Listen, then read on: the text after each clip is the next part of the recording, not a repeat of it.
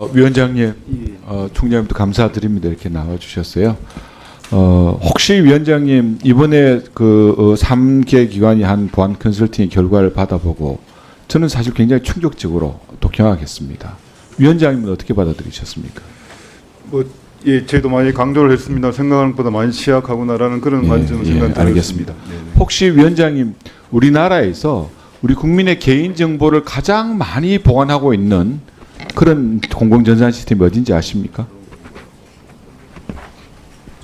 2페이지 띄워주세요. 선관위입니다.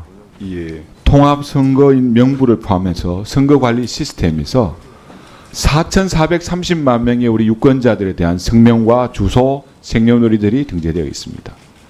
국내 최대 규모의 공공전산 시스템입니다. 그 페이지를 잘 봐주십시오.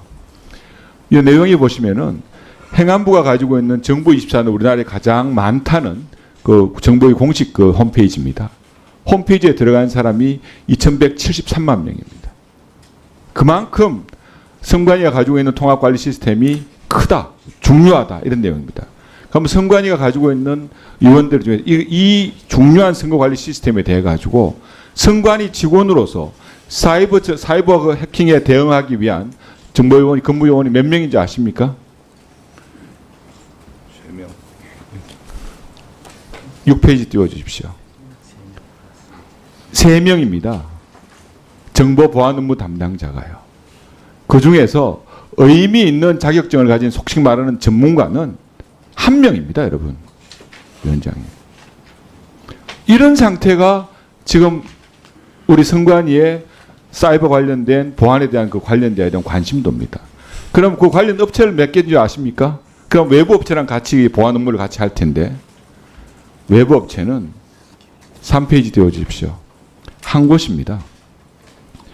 사이버 보안 내부 전문가도 1명이고 사이버 보안 외부 용역 업체도 1개입니다. 2페이지 다시 한번 가봐 주십시오. 여기 보시면 국가에서 가지고 있는 행안부가 가지고 있는 여기에 보면 보안 업체가 몇 군데입니까? 22군데입니다. 22군데가 1차 11개 업체가 보안망을 가지고 있고 또 2차로 11개 업체가 보안망을 가지고 그 중요한 개인 정보들을 지키기 위해서 해킹으로 방지하기 위해서 최선을 다하고 있는 것이 현실입니다. 선관위는 1명과 1명의 용역 업체를 가지고 그렇게 하고 있는 겁니다. 더 중요한 사항을 가지고도. 그리고 우리 선관위 직원들의 보안 의식이 어떻습니까? 그 중요한 선거관리 시스템에 접근하는 비밀번호가 뭔지 아십니까? 1, 2, 3, 4, 5입니다. 이 문제가 제기되기 전 지난 5월 달까지 선관위 직원들은 업무망에서 쿠팡을 통한 쇼핑도 하고 네이버를 통한 뉴스 검색도 다 했습니다, 여러분. 위원장님, 이런 상태에서 어떻게 이 중요한 해킹으로부터 선거관리 시스템을 지켜낼 수 있겠습니까? 각성하셔야 됩니다. 선관위는 사이버 보안에 관련해서는 사실 통째로 손을 놓고 외부 업체에 맡겨버린 겁니다. 하지 않았어요. 그러면서 내부 조력자가 없이는 해킹이 불가능하다고 하는데 지난 2년 동안 북한으로부터 해킹 당할 때 7번 차례 내부 조력자가 그럼 있었습니까? 위원장님, 아시지만은 북한의 사이버 해킹 능력은 전 세계 최고 수준이라고 합니다.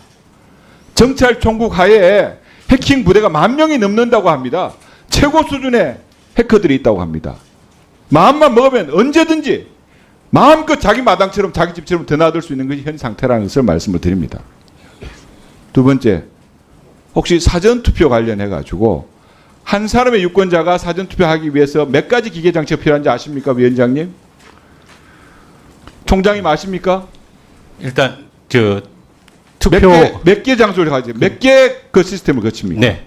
일단 투표하기 위해서 들어가면 본인 확인기 한 사람의 본인 확인기를 한 사람의 거칩니다. 유권자가 투표를 하기 위해서 필요한 장비가 기계 장비가 5개입니다. 본투표는 몇 군입니까? 본투표는 기계 장비가 없습니다. 네, 그렇습니다. 그러면 여러 가지 전자기계 장비가 많은 사전투표에 해킹 가능성이 더 높다는 것은 그냥 객관적으로 나오는 겁니다. 그런데 사전투표의 여러 가지 취약성을 보완하기 위해서 법에서 많은 규정을 해놨습니다. 뭐냐? 사전투표 관리관이 날인하라고 법에 되어 있습니다. 왜 인쇄 날인하는 겁니까? 사전투표 용지에 바코드를 사용하라고 되어 있는데 왜 QR코드를 사용하시는 겁니까? 정보 많이 담기 위해서 그렇다고요? 아닙니다. 8페이지 한번 띄워봐 주십시오. 여기 보시면 9페이지 한번 띄워보십시오. 9페이지에 보면은 선거구 QR코드에 들어가는 선거구, 선거구명, 청인, 자린다리 다 여기에 들어가 넣게 돼 있어요. 그냥 용지에 다 이미 나와 있습니다. 그런데도 이렇게 하고 있는 겁니다. 법대로 바코드 하시고 안 되면 본투표하고 같이 절취선을 만들어서 1년 번호로 하십시오. 다음 넘어가겠습니다. 시간이 안 됐어요. 조금 전에 위원장님께서 개표는 그냥 수개표 같이 이렇게 한다. 이렇게 말씀하셨죠? 공개 수개표 개표라고 하셨습니다. 국민들한테 거짓말하지 마십시오. 개표 방식은 갖다 부어놓으면은 개표 사무원들이 투표지 분류기에 집어넣기 위해서 일정 매수 단위로 정리합니다. 정리해서 분류기에 집어넣어가지고 그거 돌려가지고 그 결과를 내는 겁니다. 거기에 무효표나 재확인 대상지 분류만 되는 겁니다. 그러고 난 다음에 이 내용을 심사 계속이라는 데는 절차를 갖춰서 거쳐가는 겁니다. 그런데 이런 개표 방식이 수개표 방식이라고요? 이게 공개 수개표 방식이라고요? 아닙니다. 이거는 분류기를 통한 개표 방식, 기계식 방식이고 전자식 방식입니다. 우리나라의 개표기, 선거 장비, 해외 수출된 거 아시죠? 콩고, 이라크, 2020년도에는 카자흐스탄, 해외 나가서 모두 다 그 내용들이 엄청난 혼란을 불어오고 국가적 위기를 불러왔다는 그 내용도 아마 아실 겁니다. 외부에 해킹 가능성이 없다고요? 노트북에 연결된 간단한 프로그램만 조작하면은 후보자의 표 바꿔치기도 가능하고요. 규칙적인 표 혼입도 가능합니다. 내부 조력자가 없다고요? 그걸 어떻게 믿습니까? 여러분들이 가지고 있는 선거 전문가 한 사람밖에 없어요. 해킹 전문가는. 외부 업체도 한 사람밖에 없습니다. 어떻게 그 사람들한테 모든 신뢰를 다할 수 있습니까? 국민의 소중한 주권을 지키기 위해서 정말 투표의 신뢰성, 선거의 신뢰성을 담보하기 위해서는 이런 절차 모든 것에 대해서 전면적으로 분석하고 이 해커 여러 가지 취약점에 대해서 보완할 수 있는 작업들을 정말 노력을 해서 해주셔야 됩니다. 위원장님 여기 답변 좀 해주시죠. 아니 근데 아까도